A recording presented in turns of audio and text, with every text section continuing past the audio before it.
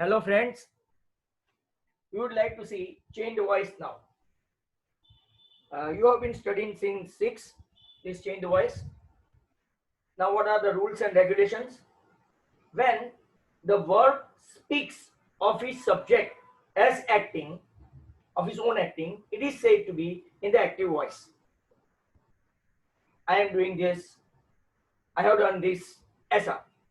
But when the verb speaks of his subject and being acted upon or having something done on it, to call to be a passive voice. ये दोनों में differentiation है. Speaks of his subject, यहाँ पे not only speaks of his subject but it being acted upon or having something done is said to be passive voice. If the sentence is imperative, means order, command, request, warning, अगर ऐसा है and does not carry a subject, या तो subject कहीं पे drop कर दिया गया है, तो what we will use? Let be should be used. और हम लोग ऐसा भी कर सकते हैं, it should not be done, it should have done, ऐसा हम लोग चेंजेस कर सकते हैं. What are the rules? The object that becomes the subject, पीछे जो ऑब्जेक्ट होता है उसको हम लोग सब्जेक्ट बनाएंगे और आगे जो सब्जेक्ट है, subject becomes the object with the help of preposition by, preposition. The verb changes to one with the past participle, और वर्ब हमेशा उसका third form of verb past participle में कन्वर्ट हो जाएगा. अब हम लोग कुछ रूल्स देखेंगे कि अगर present simple, past simple, future simple, present continuous, past continuous, present perfect में है तो क्या करेंगे. तो फर्स्ट वन, एक एग्जांपल लेते हैं. राजू टेक्स ए टॉय, ये आपका प्रेजेंट सिंपल टेंस है. तो ए टॉय, यहां से हम लोगों ने ये लिया rule number 1, object become subject. A toy, और फिर बाद में हमने वो पास्ट पार्टिसिपल लगा दिया, प्रेजेंट टेंस है तो इज टेकन, और प्रेपोजिशन कौन सा लगाया? बाय, और आपका सब्जेक्ट हो गया object Raju. Similarly past simple है तो टुक है, वर्ब चेंज हो गया, टेक्स का टुक. तो यहाँ पे भी ए toy, rule same, a toy. अब इज टेकन के बदले क्या होगा? Was taken by Raju. Future में आपको पता है फ्यूचर टेंस में शैल या तो विल लगता है, तो Raju will take a toy. तो ए टॉय विल के बाद हम लोग बी फॉर्म लेंगे, right. A toy will be taken by Raju. Raju आपका सब्जेक्ट था, वो प्रेपोजिशन बाय लगा के ऑब्जेक्ट हो गया. Present continuous, Raju is taking a toy. तो ए टॉय इज तो रहेगा ही, अब ये टेकिंग है ना, इसके बदले यहाँ पे क्या आ जाएगा? बीइंग, और फिर टेक का पास्ट पार्टिसिपल टेकन, और फिर एज यूजुअल आपका राजू, राइट, ऑब्जेक्ट बन जाएगा with the preposition bye.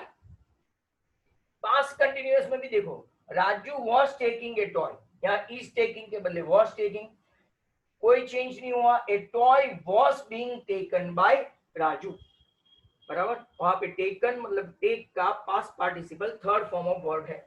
Present perfect, Raju has taken a toy, तो यहाँ पे भी ये आपका सब्जेक्ट हो गया. A toy has been taken, यहाँ पे क्या लगाएंगे? Been taken by Raju.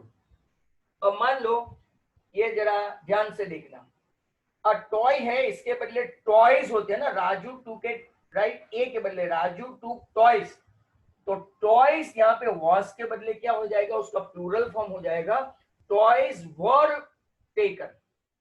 ऐसे यहाँ पे भी Raju takes toy, right, takes a toy के बदले टॉयज, तो टॉयज, राइट, आर टेकन आ जाएगा. मतलब ऐसा आपको सिंगुलर प्लूरल के रूल आपको आ जाने चाहिए, right. Now some example that we left out. One more rule, past perfect. Raju had taken a toy, same as आपका ए टॉय जो ऑब्जेक्ट है वो बन जाएगा subject. A toy had been taken by preposition by, or subject become object Raju. Future perfect, Raju will have taken a toy. So a toy will have been taken by Raju. You may be surprised, यहाँ पे past continuous और present continuous perfect नहीं आया, उसका remain same रहता है, इसलिए वो रूल यहाँ पे अप्लाई नहीं किया. इट रिमेन सेम जब चेंज करते वक्त. अब अब थोड़े एग्जांपल हम लोग इंपेरेटिव और इंटरोगेटिव के लेते हैं। तो इंपेरेटिव का देखो, जैसे कि मैंने आपको आगे बताया था, stop the flow of water. तो स्टॉप के बदले जब आप आगे के वीडियो में आप रूल्स देखेंगे तो लेट बी यूज करना है।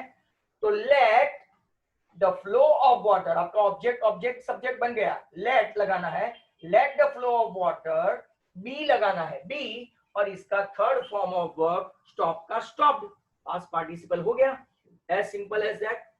Finish the work as fast as possible, तो हम लोग लेट लगाते हैं, फिर the work be finished as fast as possible. और भी एक है, सेंड दोज प्लेयर्स अवे, ये भी कमांड हुआ, let those players be, send का क्या हो जाएगा, सेंड अवे। तो ये आपके कौन से इंपेरेटिव सेंटेंसेस हुए। अब इंटरोगेटिव देखते हैं। एग्जाम्पल है, 4 एग्जाम्पल इंटरोगेटिव में। क्वेश्चन मार्क यहाँ पे निकालना नहीं है, it will remain that, persist रहेगा। Who broke the jug, sorry, तो हु का क्या हो गया, बाय हुम। अब ब्रोक है वो पास्ट टेंस में है, तो यहाँ पे हम लोग लगाएंगे पास्ट टेंस का सिंगुलर के लिए was the jug broken, third form of broke का ब्रेक, ब्रोक, ब्रोकन, ब्रोकन हुआ। How will you start the car, तो हाउ से ही स्टार्ट करेंगे, हु से के, हु के बदले यहाँ पे एक ही चेंज है, बाय हुम। हाउ विल, ये आपका यहाँ से सब्जेक्ट हो गया, राइट, ऑब्जेक्ट है subject. How will the car be, start के बदले क्या हो गया, स्टार्टेड बाय यू, यू आपका जो यहाँ पे सब्जेक्ट है वहां बन गया object with preposition bye.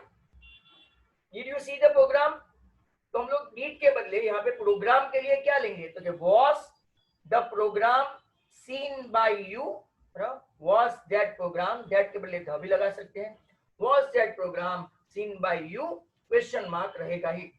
Don't they eat fish here, क्या वो लोग फिश नहीं खा रहे हैं यहाँ पे, तो इजंट, इसके लिए डोंट नहीं लगा सकते, इजंट क्योंकि ये प्रेजेंट टेंस है, इजंट फिश ईटन बाय, दे का क्या हो जाएगा, देम हियर।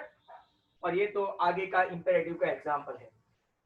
अपने जो टेक्सचुअल एग्जांपल ही पूछते हैं, you must be knowing in change the voice, तो आप जितने भी जो सोर्सेस से है वहां से वो पढ़े और change the voice, yet you have studied from 6th standard almost, तो आप इसकी प्रैक्टिस करें। रूल सभी ध्यान में रखें, 8 रूल है, आगे के वीडियो में 6 बताए। एग्जाम्पल फॉर इंपेरेटिव है, एग्जाम्पल फॉर इंटरोगेटिव है, यहाँ पे दूसरे कोई चेंजेस नहीं है, तो बी दैट आपको इसके ज्यादा से ज्यादा एग्जाम्पल प्रैक्टिस करेंगे, पहले वीडियो देखो और एग्जाम्पल देखो और फिर प्रैक्टिस करो, दैट इज ऑल।